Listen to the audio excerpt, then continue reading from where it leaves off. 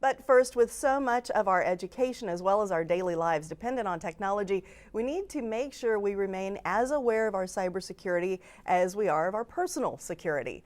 Dr. Daniel Ragsdale is joining us now from the Computer Science and Engineering Department with some ideas on how we can do just that. Thank you so much for joining us today. I appreciate it. Oh, it's such a pleasure to be here, and thank you for having me. You know, we spend so much time like this and looking at our phones or our computer screens, and our lives are just so tied up in these gadgets and these technology items that we have come to rely on.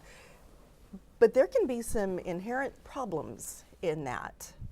Yeah, they sure can. And if you look at the headlines, it seems pretty scary, right? We see one headline after another. Really, not a day passes. I used to tell people, "Hey, look what's happened in the last week." And now what we're seeing increasingly is just about every hour there's yet another story. And it's not just nation-state activities. We hear a lot about that, but there's criminal networks and there's hacktivists, and it could be a little scary and a little intimidating, frankly, even for somebody who's been doing this for decades now. Right. But the good news is there is some hope. There's some hope. There's some simple things that we can do, certainly in the home, that will help us be more secure. And we're never going to be absolutely secure. That's a pipe dream. You know, just like the metaphor, the analogy being your home. You know, your home is secure as you would hope it could be. Right. But given enough time and resources, somebody can get in. So there's a variety of things that we can do to help keep ourselves more secure with our online activities. Where can we start?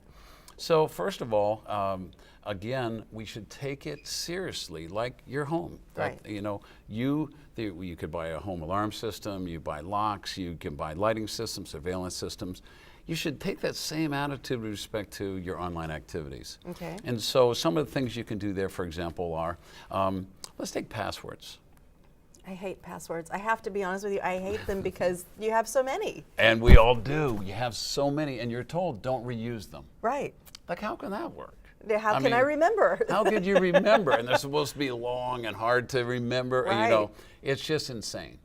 So there's actually something to address that, and it's password managers. Okay. I'm a strong advocate for password managers. All Now, right. password managers, a variety of them. I'm not going to list any commercial products, and they are commercial products. You're going to pay $4 to $7 a month or something like this, but well worth doing because they generate long, hard-to-guess passwords unique for each site you use. Okay. You don't have to remember them. Right. They're relatively secure. They're more secure than your spreadsheet that you've got on your computer, certainly.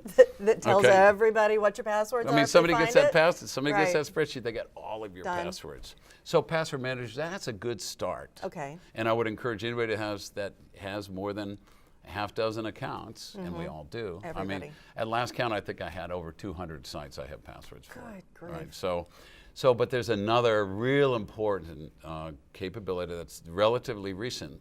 We've been talking about two-factor authentication forever in the business. Now we're there. Okay. So by two-factor, something you know, like a password, Right. which could be managed, so something that somebody's managing for you. That you don't or have to remember. that you don't have to remember. So something that somebody knows, Right. But also with two-factor authentication, something you have. Okay. Okay, so anything that pushes something to your phone, that's a good thing. Okay. It's not foolproof. I could call up Verizon, and I could probably, and I'm not hitting on Verizon here, but call up any particular vendor. I could social engineer your phone, and I could get them based on information I have, and possibly get information. I could then clone your phone, and then I have your phone, and I defeat two-factor authentication. That's really hard. Okay.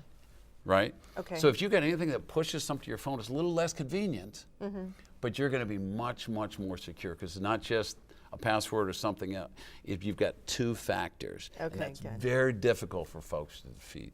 Good. So, and that's one of those things, I'll be honest with you, that the first time I had a program say, okay, we're going to send you this, and then you have to authenticate it, I thought, I don't know about this. Yeah. But it is a good thing. it's a great thing. Good. No, it's a little less convenient. Right. You leave your cell phone home, you got a problem, and There it you go. happens, right? It happens to the best of us. But it actually brings out another, like, is there hope? Yeah, well, accept a little inconvenience. Okay. So you accept a little, if you had precious jewels, you might store them in a safe deposit box in a bank downtown.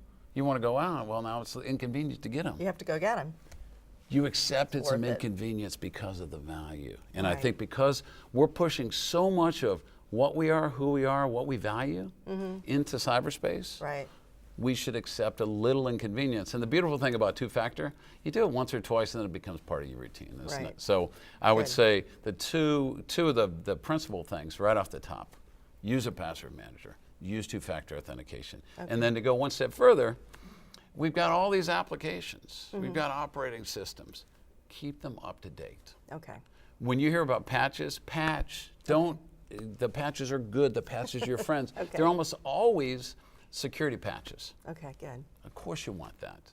Now- So, go ahead, No, I please. was just going to say, in the time that we have left, with so much of this going on, and Texas A&M being such a large supplier of so much technology in this town, what is A&M doing to make sure that their stuff is all safe? So about just a little over 2 years ago, A&M as a system decided that we were going to substantially increase the level of education and research in cybersecurity.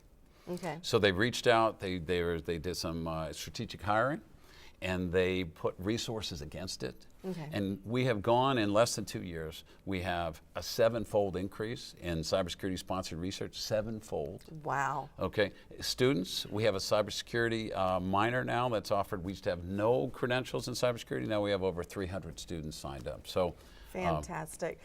Engineering.tamu.edu. Check them out. All kinds of information, great stuff going on. And if you have any questions, I bet you can find your way to Dr. Daniel Ragsdale through there. Okay. So thank you so much great. for your time. My I really absolute appreciate pleasure. It's it. a real pleasure. All right. Thank you. Thank Okay. you. And we'll be right back. Okay.